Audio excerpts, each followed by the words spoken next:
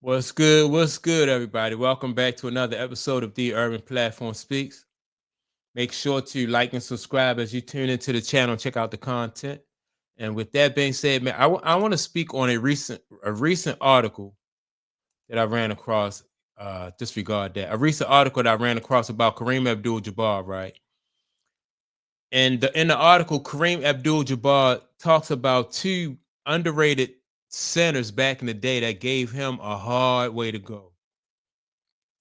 One of the centers was Nate Thurman. He's an old school center. Nate Thurman played in the late 60s and in the 70s.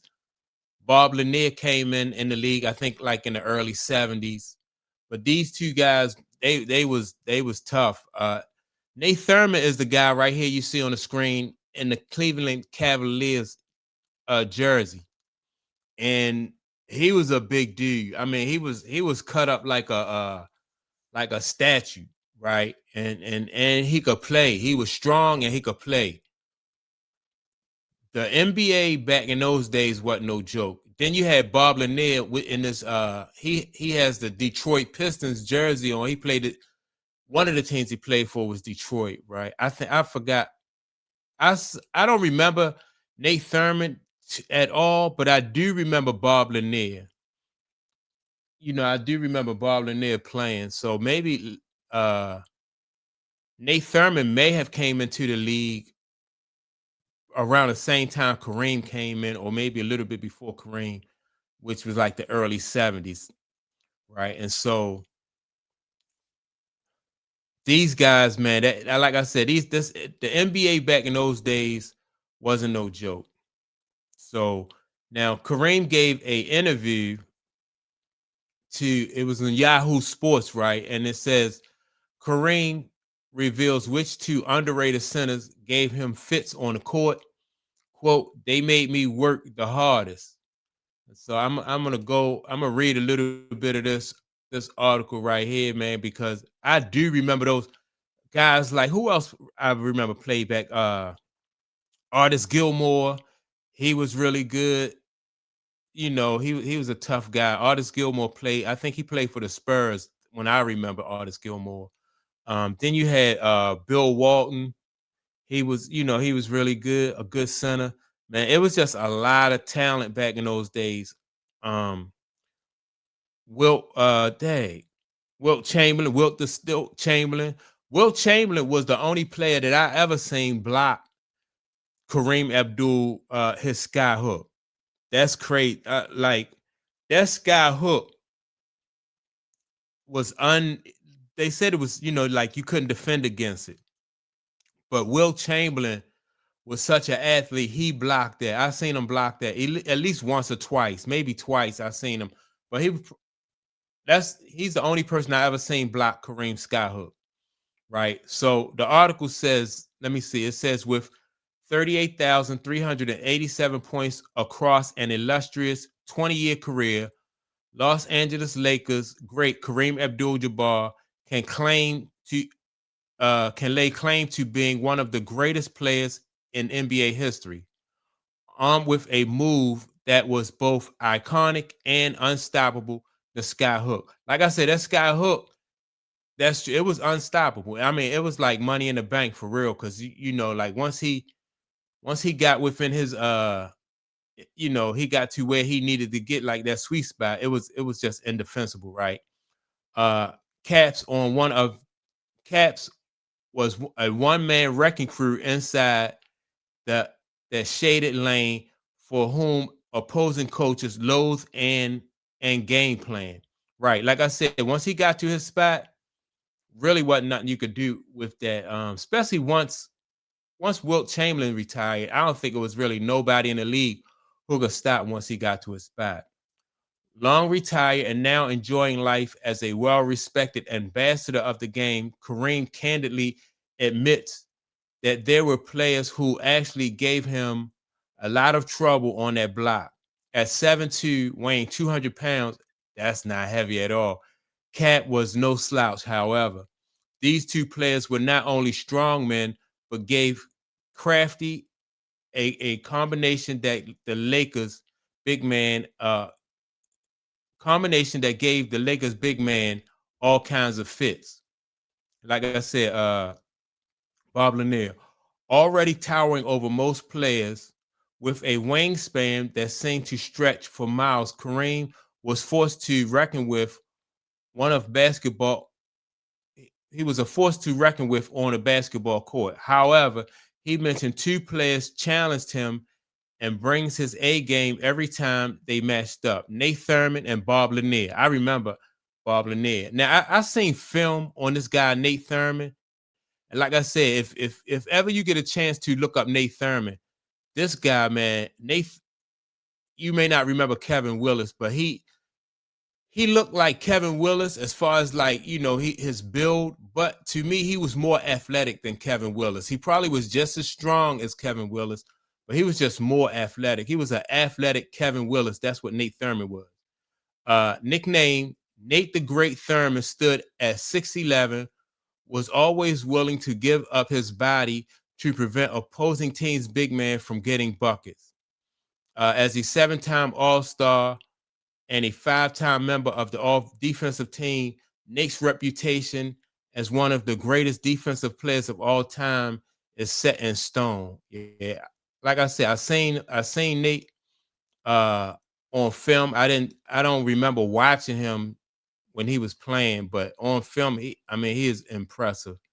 He is impressive, man. You definitely got to look up Nate Thurman. And a lot of those old like those guys who played back in the days in the 70s and the late 60s and the 70s, them guys was balling, man. The league was just so physical. Let me see. Where was I at? Where was I at? All right, let me see. Let me see. All right, Nate the Great Thurman. All right.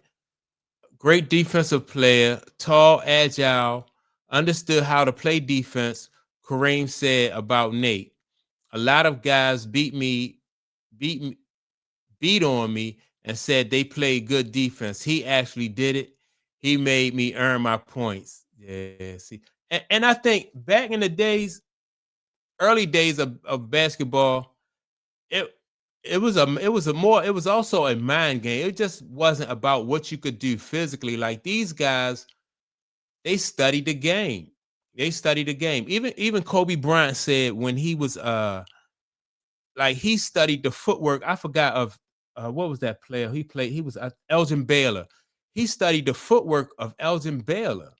So these guys just knew the game, and people so quick to say these days that those guys couldn't play and they couldn't this and they couldn't do that. But if you look at those guys, like their footwork, even the big men had really good footwork, like drop step, um, how to use their pivot foot and all that. Just was basketball was it was an art. You had people who taught it and people who studied it, and it just was an art. Uh, Kareem goes on to say, I think when you put all the centers together and you put his longevity, I think he'll be one of the best of all, Thurman said. I think he has a great hook shot. Even today, let me see, even today, that stays 40 years old, you still can't stop the hook shot. He's amazing. Yeah, so that's what Nate Thurman said about Kareem Abdul-Jabbar. Kareem always stood in Bob's way. As for Bob Lanier, Abdul-Jabbar claimed that is that the animosity between them during their playing years was real due to the fact that he always stood in the way the former's way. Cap also contended that although other sources of bitterness for Bob, how his teammates always referred to him as number two whenever they matched up against one another, right? So Bob Lanier almost felt like a stepchild when it came to like the attention that Kareem got.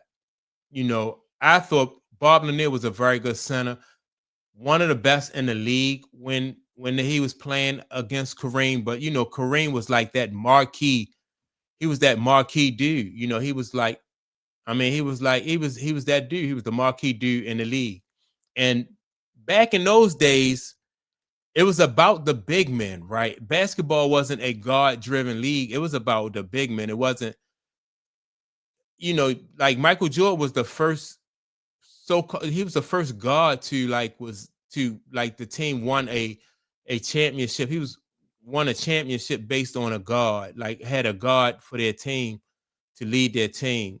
Most teams that won championships was center based around their centers. And that's why Bob Lanier was so, not just Bob Lanier, but Kareem, Nate Thurman. Like I said, you had Artis Gilmore. Like centers were more featured back in the day than up until like when Mike hit the league. Then it was all about the two guard, the swing guard. And let me see. Additionally, Kareem revealed he also got the upper hand on Bob Lanier since he knew how he always smoked cigarettes during halftime. This allowed Kareem to outlast him and perform better in the later stages of the game. So see, it was, I didn't know that Bob Lanier smoked cigarettes though. So yeah, man, and Bob Lanier, let me go back to the picture of Bob Lanier. Bob Lanier was a big, strong dude. All those guys, I don't know what those guys was eating, man. The other guy, god damn. Artis Gilmore, another big, strong dudes. Like these guys, 7 feet tall. Kareem, if you look at Kareem compared to the rest of the centers in the league, Kareem was the one that was more like a slighter build. Like even this article said that Kareem was 7 feet tall, 7'2", and weighed like a little bit over 200 pounds.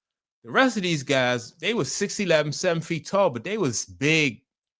They was big dudes. They was big, tall, and wide. So yeah, I can see why Kareem said that these guys gave him a tough way to go. Cause the NBA back in those days wasn't no joke. So, but I just think it's always good to look back on, the past and see how the NBA was and see where it is now. But those centers back in the day, man, it was all about the centers back in the NBA back in the day. It wasn't about the swing guard or the point guard. It was the center.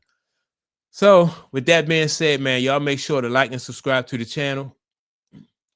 Don't forget to leave a comment, and I will check you all out in the next video. Peace.